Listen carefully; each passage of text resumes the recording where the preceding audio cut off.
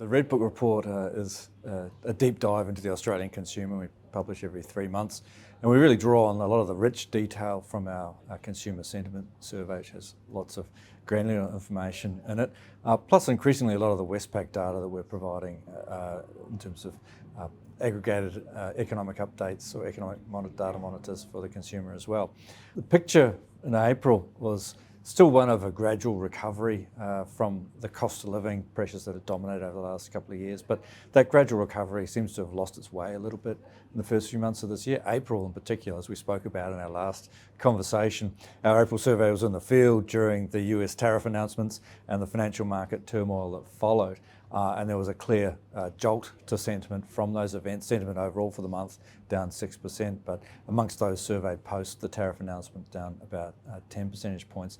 But in the scheme of that picture of a recovery from that deep dark hole around cost of living pressures to where we are now, that sort of setback is something that's more likely to encourage consumers to, at the margin, to be a bit more restrained with spending rather than move into a sort of panicked cutting of expenditure. And the contrast there is really with similar surveys for the US. We've seen that post-tariff announcement jolt of about 10 points here. It's more like 20, 30 points in the US, and it's come with a big spike in job loss fears and a big spike in inflation fears. Inflation expectations across the US consumer are back where they were during the 2022 inflation spike, and the inflation is expected to last longer. So the consumer signal out of the US is pretty much recessionary, whereas in Australia it's more, well, here's another reason to be cautious and to delay the recovery that's coming through. Red Book also looks at a few other factors that are in the mix as well. Cyclone Alfred in March is already a bit of a distant memory given the pace of events over the last few weeks, but it will be having some significant wrinkles on activity, and we've already seen that with some of the official data around retail sales and household spending at the state level. In the end, it wasn't a big event, but it's worthwhile reconsidering what do these events mean for the consumer economically. By far and away the biggest weather event in Australia's history, might surprise people to find out, was the 1999 hailstorms in the Sydney's western suburbs. We had 70,000 vehicle insurance claims off the back of that, and it's made it essentially the biggest insurance event in Australia's history. And that was actually a positive for the consumer on paper. Obviously they lost a vehicle, but they managed to get an insurance claim to pay for a replacement one. The Cyclone Alfred effects are likely to be pretty minimal, but it's something to keep half an eye on and not get wrong-footed by when it shows through in the data.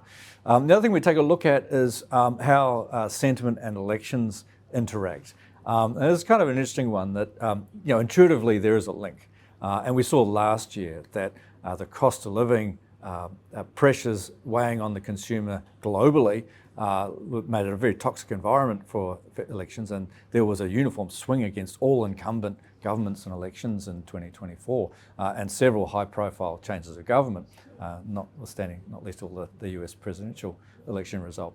And that clearly wasn't at play in the Australian election. So we know that the linkages between sentiment, which is affected by cost of living assessments, and election results is not as straightforward as it might be assumed.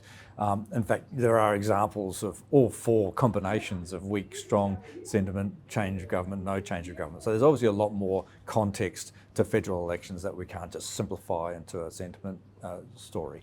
But there does seem to be some effects in there. Also vice versa. In terms of the uncertainty effect around federal elections, it seems to be pretty small with consumers, maybe the order of 3 to 5 percentage points.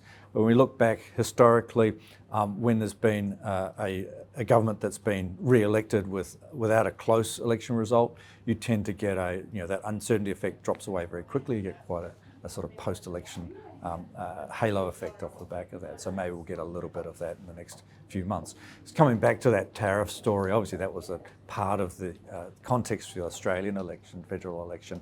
That's still a very fluid and uncertain situation. The last few weeks, it's calmed down quite a bit. Financial markets in particular have regained their losses following the Liberation Day tariff announcements. But we're not going back to pre-April 2. We've still got tariffs in place. There's still some shock washing through the US economy, some shock washing through the global economy. And even if we were to see a sudden reversal, no one's really going to trust that any sort of tariff arrangements put in place necessarily going to be permanent like they might have assumed previously. For sentiment more generally, we tend to see this as another reason for the slower, more cautious recovery. The gradual recovery has become a little bit more gradual.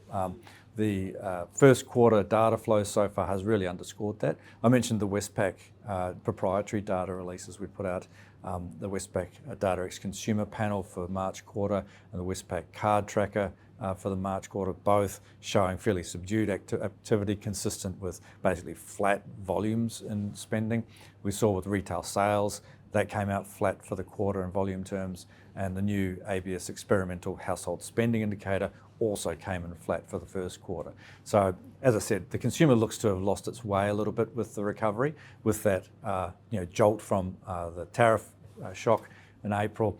The second quarter is looking like it'll be a similar thing, but we still see this as fundamentally a recovery story for Australia. As we move further into the second quarter, we'll get other supports. Some of those shocks from the tariff story will dissipate, hopefully, and we'll get hopefully an RBA interest rate cut, giving us a little nudge in May, and then further easing down the track.